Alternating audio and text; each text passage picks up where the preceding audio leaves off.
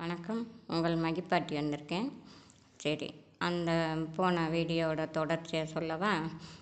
அனுப்பி விட்டோன்னா குருக்கள் கவலையாக உட்காந்துருப்பார். இதை எப்படி கொண்டுக்கிட்ட சொல்கிறது அப்படின்னு. இவங்க எப்பவும் போல் காலையில் 6 மணிக்கு கோயிலுக்கு வாசல்லாம் தொளித்து கோலமெல்லாம் போட்டு உள்ளே பார்ப்பாங்க. குருக்கள் எந்த வேலையும் செய்யாமல் வாசலில் உட்காந்துருப்பார். கவலையாக உட்காந்துருப்பார். அப்போ, என்ன சாமி இப்படி உட்காந்துருக்கீங்க, சிவனுக்கு தேவையான எல்லா காரியமும் செய்கிறது இல்லையா அப்படின்னு பரபரன்னு உள்ளே போய் எல்லா வேலையும் பார்க்க ஆரம்பிப்பாங்க. அப்போ தான் இவர் சொல்லுவார், கொண்டி கொஞ்சம் நேரம் நில்லுமா அப்படின்னு சொல்லியும், என்ன சாமின்னு நிற்பாங்க.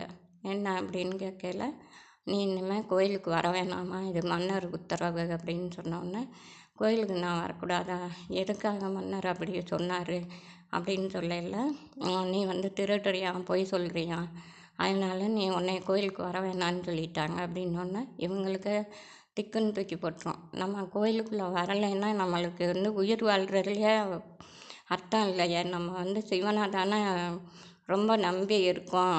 நம்ம எந்த எதிர்பார்ப்பும் இல்லாமல் தானே இந்த கோயிலுக்குள்ளே வலம் வரோம் அப்படின்னு சொல்லி இவங்க கத்துவாங்க, கதறுவாங்க. யாருமே இவங்களுக்கு நீதி சொல்ல மாட்டாங்க. சொல்லல, நீ எப்படியா இருந்தாலும் சரி, மன்னர் சொன்னதுனால நான் மீற முடியாது, நீ வீட்டுக்கு போன்னு சொல்லிடுவார். வீட்டுக்கு போன்னு சொன்னோன்னே அப்போ சிவன் சன்னதியில் சொல்லுவாங்க, நீங்களாவது சொல்லக்கூடாதா சிவனே, நான் சின்ன பிள்ளையிலேருந்து இங்கே தானே இருக்கேன், நான் திருடுறேன்னா உங்கள் பொருளெல்லாம் அப்படின்னு கேட்பாங்க. கேட்டோன்னே சிவன் அமைதியாக இருப்பார். இவ்வளோ அமைதியாக இருக்கிறீங்களே, உங்களுக்கு ஒரு பக்தை கஷ்டப்படுறது உங்களுக்கு தெரியலையா அப்படின்னு சொல்லி ஆவேசமாக கேட்கல.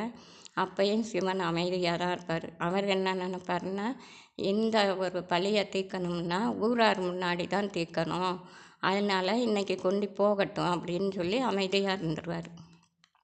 அப்போ அமைதியாக இருக்கையில் இவங்க என்ன சொல்லுவாங்க, என்னோடய பழியை தீர்க்க மாட்டீங்கள்ல, இனிமேல் நீங்களே கூப்பிட்டா தான் நான் இந்த கோயிலுக்குள்ளே வருவேன். சிவனே என்னை வாமா, கோயிலுக்கு வாமான்னு கூப்பிட்டா தான் இனிமேல் வருவேன்னு சொல்லிட்டு வேகமாக ஓடி அவங்க குடிசைக்கு போயிடுவாங்க. போன அன்னைக்கிலேருந்து சிவனுக்கு அதை செஞ்சுருப்பாங்க, இதை செஞ்சுருப்பாங்க, நம்ம இல்லையே, எப்படி செய்வாங்களோ தெரியலையே அப்படின்னு சொல்லி அழுதுகிட்டே இருப்பாங்க.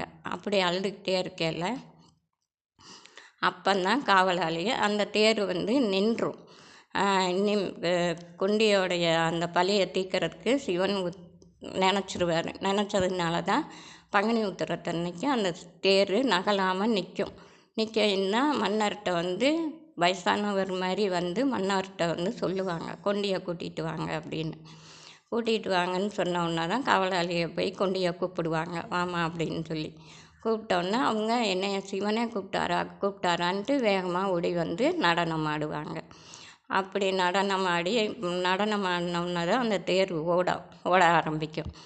அப்போ ராஜாவும் இப்படி இவ்வளோ பெரிய தவறை செஞ்சிட்டோமே அப்படின்னு சொல்லி கொண்டி காலில் விழுந்து மன்னிப்பு கேட்பாங்க. என்னை மன்னிச்சிருமா, உன்னை சிவனை அடையாளம் சொல்லி கூப்பிட்ற அளவுக்கு நீ பெரிய ஆளாக இருந்திருக்க, நான் அது தெரியாமல் உன்னை என் கோயிலை விட்டு வெளியில் ஏற்றிட்டேன் அப்படின்னு சொன்னோன்னே, அதனால என்ன, இப்போ தான் என் பழியை போக்கிட்டார்ல, இந்த மண்ணில் என்னை பழி சுமத்துனவங்களுக்கு முன்னாடி என் பழியை போக்கிட்டாரு, இனிமேல்ட்டு நான் உயிர் வாழ்கிறதில்ல, பிரயோஜனம் இல்லை, இனிமேல் நான் சிவனடி சேர்ந்துருவேன், நான் அந்த தேர்லையே வளம் கடைசியில் நிலையில் தேர் நிற்கும்போது நான் உயிரோடு இருக்க மாட்டேன், என்னை உங்கள் கையாலேயே மயிலாடுதுறையில் இருக்கிற காவேரி கரையில் என்னை தகனம் பண்ணிடுங்க அப்படின்னு சொல்லிட்டு தேர் மேலே ஏறுவாங்க.